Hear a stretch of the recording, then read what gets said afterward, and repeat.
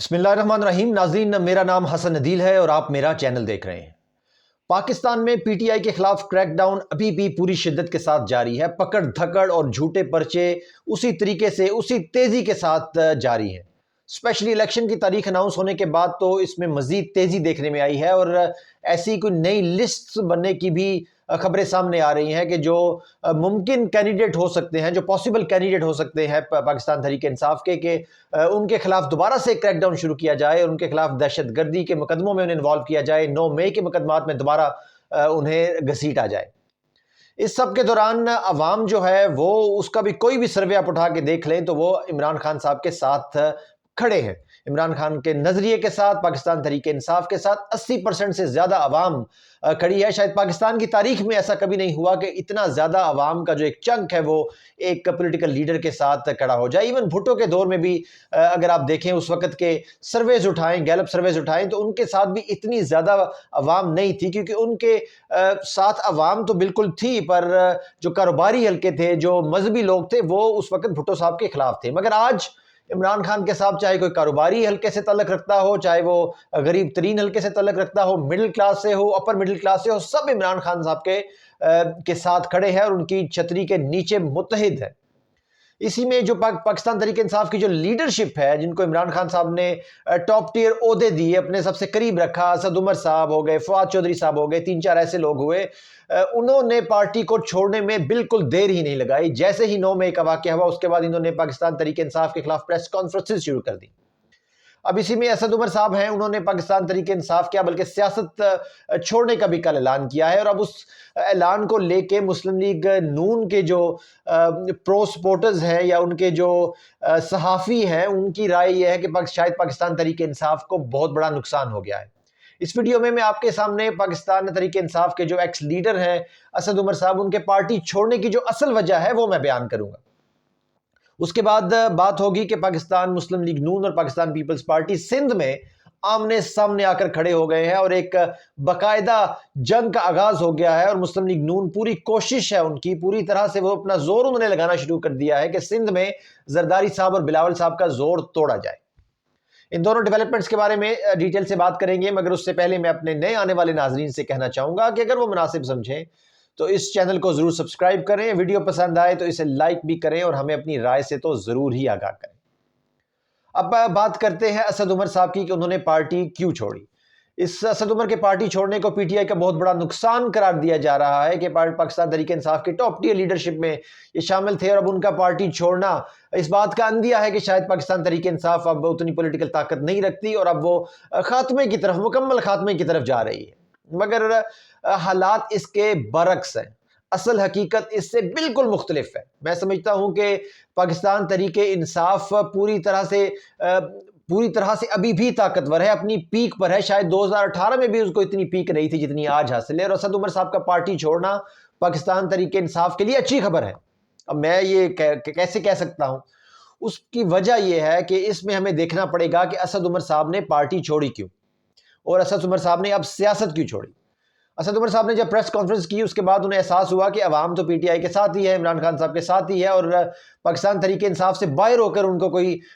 सियासी जगह नहीं मिल सकती। यही सोच फवाद चौधरी साहब की भी थी। उन्होंने पहले तो बहुत जल्दी की पाकिस्तान तहरीक इंसाफ छोड़ने में, बाद में उन्होंने पार्टी से बहुत राब्ते करने की कोशिश की कि मुझे पार्टी में वापस लिया जाए। जो मरवत साहब हैं, जो पाकिस्तान तहरीक इंसाफ के चेयरमैन के जो वकील हैं, उनके थ्रू मैसेज पहुंचाया असद उमर साहब ने कई दफ़ा और उसके बाद असद कैसर साहब के थ्रू भी उनको कहलवाया गया कि जो असद उमर साहब हैं वो पाकिस्तान तहरीक इंसाफ में वापस शामिल होना चाहते हैं। मगर इमरान खान साहब ने साफ इनकार कर दिया। इमरान खान साहब ने कहा असद उमर की, फवाद चौधरी की और भी 3-4 लीडरान ने, इनकी पाकिस्तान तहरीक इंसाफ में अब कोई जगह नहीं है, क्योंकि ये वो लोग थे जो 9 मई का वाकया होते ही इन्होंने प्रेस कॉन्फ्रेंसेस शुरू कर दी और पार्टी लीडरशिप पर इल्जामात शुरू कर दिए और इससे पार्टी के जो वर्कर्स के जज्बे को बहुत ज्यादा नुकसान पहुंचा। तो इन जो 6 लोग हैं, असद उमर साहब, फवाद चौधरी साहब और 3-4 और लोग, इन्होंने जितना पार्टी को नुकसान पहुंचाया है किसी और ने नहीं पहुंचाया। तो इन सिर्फ 6 जो लोग हैं, इनकी पार्टी में कोई जगह नहीं हो सकती। अब ये सफेद जब इनकार आ गया, बिल्कुल वाज़ेह तौर पर इमरान खान साहब की एक पोजीशन आ गई कि असद उमर साहब को पार्टी में नहीं लेंगे, तो इस पर असद उमर साहब ने सियासत से کنارہ کشی اختیار کر لی، اور انہوں نے پر جاتے جاتے پھر بھی انہوں نے دوبارہ پی ٹی آئی پر وہی اٹیک کیا، اپنا غصہ ضرور نکالا، مگر ان کی سیاست چھوڑنے کی اصل وجہ عمران خان صاحب کا ان کو پارٹی میں واپس لانے سے انکار تھا۔ تو یہ پرسپیکٹیو چینج کر سکتا ہے، ہو جاتا ہے اس سے ساری بات کا کہ اسد عمر صاحب کے جانے سے پارٹی کو نقصان ہے یا فائدہ ہے، میں سمجھتا ہوں، کیونکہ ایک واضح پوزیشن آ گئی، پارٹی پالیسی آ گئی کہ جن لوگوں نے پاکستان تحریک انصاف کے ساتھ غداری کی، اسپیشلی شروع میں جنہوں نے غداری کی اور پاکستان تحریک انصاف کو نقصان پہنچایا، جان بوجھ کر ان کے پر الزامات لگائے۔ 9 مئی کی مذمت تو اپنی جگہ بنتی ہے 9 مئی کی، کیونکہ 9 مئی کا واقعہ عمران خان صاحب بھی نہیں چاہتے تھے، پارٹی لیڈرشپ بھی نہیں چاہتی، تو اس کی جو لوگ مذمت کرتے ہیں وہ ایک علیحدہ بات ہے، اس کی مذمت ہونی بھی چاہیے۔ جن لوگوں نے شہداء کی بلڈنگز کو، شہداء کے وہ سب چیزوں کو جلایا، نقصانات پہنچائے املاک کو، ان لوگوں کی تو کنڈیم ان کو ضرور کرنا چاہیے، اور پر یہ وہ لوگ تھے اسد عمر وغیرہ جنہوں نے پارٹی کی لیڈرشپ پہ الزامات لگائے کہ وہ اس کے پیچھے تھے، اور اس میں فواد چودھری صاحب بھی شامل ہیں اور 3-4 اور بھی جو اس وقت کے لیڈران ہیں وہ شامل ہیں، مگر ان کو یہی وہ وجہ ہے جس پر عمران خان صاحب نے ایک سٹانس لے لیا ہے، ایک سٹینڈ لے لیا۔ جب عمران خان صاحب کسی بات پر سٹینڈ لے لیتے ہیں، ہم نے دیکھا کہ وہ اس سے پھر پیچھے نہیں ہٹتے۔ اب وہ جیل میں ہیں تو اپنی اس بات پر قائم ہے، اپنے نظریے پر قائم ہے، اور عبادت سمجھ کر عوام کے لیے جیل کاٹ رہے ہیں۔ اب آ جاتے ہیں، بات کرتے ہیں مسلم لیگ نون کی اور پیپلز پارٹی کی۔ پاکستان مسلم لیگ نون اور جی ڈی اے اور وہاں کی جو جے ایف ہے، یہ سب مل کر چاہتے ہیں کہ اب وہاں سے زرداری صاحب اور پیپلز پارٹی کا زور توڑا جائے۔ پہلے بھی ایسی بہت سی کوششیں ہوئی، عامروں نے بھی کوششیں کی، مگر وہ اس میں ہمیشہ ناکام رہے، اور پاکستان پیپلز پارٹی پورے پاکستان سے تو آؤٹ ہو گئی، مگر سندھ کو انہوں نے اپنا قلعہ بنا کر رکھا 2018 کے الیکشن میں۔ اب نواز شریف صاحب کی بھرپور کوشش ہے کہ یہ معاملہ تبدیل ہو اور پولیٹیکل سناریو سندھ میں اب تبدیل کیا جائے، تو وہ مسلم لیگ نون کا ایک وفد ملا وہاں کے جی ڈی اے سے، اور وہاں سے انتخابی الحاق کے معاملات بھی چل رہے ہیں اور بڑے قریب ہیں، اور اتحاد تقریباً ہو ہی چکا ہے۔ اس کے علاوہ وہ جے یو ایف کے جو لیڈر ہیں وہاں پر مولانا راشد صاحب، ان سے بھی انہوں نے ملاقات کی، اور مولانا راشد صاحب نے ایک جلسہ رکھا ہوا ہے 30 نومبر کو لاڑکانہ میں۔ اب لاڑکانہ جو پیپلز پارٹی کا بالکل بنیادی جگہ ہے، وہاں ان کا گڑھ ہے، وہاں پر جا کے اب جلسہ Muslim League Noon J U F کے ساتھ مل کر کرے گی، اور وہاں پر پورا اٹیک ہم شور کریں گے مسلم لیگ والے پیپلز پارٹی پر۔ اور یہ بھی ہم نے یاد ہوگا کہ وہاں پر مریم نواز صاحبہ گئی تھی، اور انہوں نے وہاں پر جا کر بینظیر بھٹو کی بڑی تعریف کی اور بھٹو صاحب کی بڑی تعریف کی، اور اب وہی لوگ آئی ایم شور جا کے وہاں پر اٹیک کریں گے اور اپنی جو سیاسی منافقت ہے اس کو پوری عوام کے سامنے رکھیں گے۔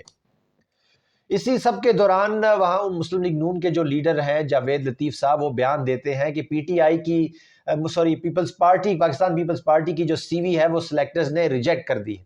بہت امپورٹنٹ بیان ہے جاوید لطیف صاحب کا۔ آخر پہلی بات تو یہ، آخر یہ کون سے سلیکٹرز ہیں؟ کیا اس سلیکٹر کمیٹی کی، سلیکشن کمیٹی کی کوئی آئین میں، کوئی قانون میں کوئی جگہ ہے؟ اور آپ الیکشن سے پہلے ہی کس سلیکشن کمیٹی کے قدموں میں جا کے بیٹھ گئے ہیں کہ جہاں سے آپ کچھ کسی میں ریجیکٹ ہوتی ہیں اور کچھ کی ایکسیپٹ ہوتی ہیں؟ تو یہ بات بھی ان کو واضح کر دینی چاہیے، بلکہ ان کے خلاف قانونی کارروائی بھی ہونی چاہیے کہ وہ سلیکشن کمیٹی کا نام لیں اور باہر آئیں کہ آخر پاکستان میں جمہوریت ہے، ڈیموکریٹک سسٹم ہے، اور اس سب کے دوران سلیکشن کمیٹی کون ہے اور اس کا کیا رول ہے۔ مگر انہوں نے ایک بیان تو دے دیا، ظاہر ہے وہ کسی کے کندھوں پر، انہوں نے اس بات سے یہ بھی ثابت کر دیا کہ وہ کسی کے قدموں میں جا کر بیٹھے ہوئے ہیں، کسی کے کندھوں کا سہارا لے کر ہی دوبارہ حکومت بنانا چاہتے ہیں، کیونکہ یہ بات تو طے ہے کہ عوام میں مسلم لیگ نون کی پذیرائی نہیں۔ مسلم لیگ نون والے اور انس نالہ صاحب جو کہتے ہیں کہ ہم 110 سیٹیں لے کر بیٹھے ہوئے ہیں، ایسا بالکل بھی نہیں ہے۔ اگر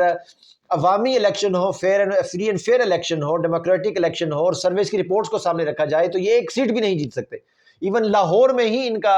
صفایا ہو جائے۔ اور اس بات کا منہ بولتا ثبوت یہ بھی ہے کہ جب نواز شریف صاحب نے آنا تھا تو پاکستان مسلم لیگ نون نے لاہور میں تقریباً 9 جلسے رکھے تھے، پہلے 2 جلسے کیے جس میں شدید ناکامی ہوئی، مذاق بھی بنا مریم نواز کا کہ وہ گلیوں میں ایک کارنر میٹنگ سی کی اور وہ بھی پوری طرح فل نہیں کر سکے، اور اس میٹنگ میں بھی عمران خان صاحب کے نعرے لگتے رہے۔ اس کے بعد شہباز شریف صاحب کو لاہور کی عوام نے سڑکوں پر پکڑ لیا، اور شکر ہے ان کو گاڑی سے باہر نکال کر ابھی گھسیٹا نہیں، ان کی سیکیورٹی وغیرہ تھی، گاڑی بلٹ پروف تھی، تو ان کی بچت ہو گئی۔ اس کے بعد انہوں نے وہ باقی 7 کے 7 جلسے جو تھے وہ ان کو کینسل کر دیا، کیونکہ اس سے مومنٹم الٹا ٹوٹ رہا تھا، مسلم لیگ نون ایکسپوز ہو رہی تھی۔ تو مسلم لیگ نون اور عوام بڑے ہی ان کے رستے آپس میں بالکل نہیں ہیں۔ اب سلیکشن کمیٹی تک کی بات مسلم لیگ نون کی رہ گئی ہے، پر اب دیکھنا ہے کہ عوام کا بھی ایک فیصلہ ہے، عوام بھی کھڑے ہیں، الیکشن ہونے ہیں، ووٹ تو آخر میں عوام نے ہی دینے ہیں۔ تو ناظرین، یہ ویڈیو دیکھنے کا بہت شکریہ۔ پاکستان زندہ باد، اللہ حافظ۔